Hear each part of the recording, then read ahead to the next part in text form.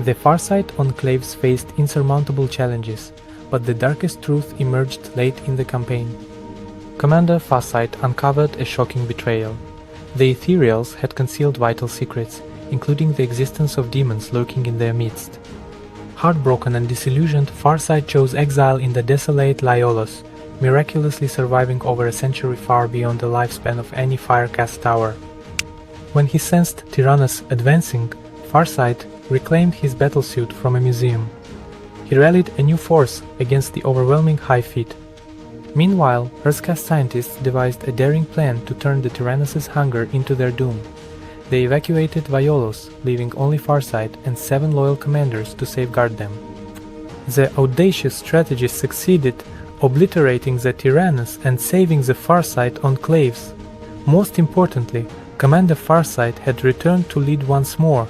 Like and subscribe for more epic tales.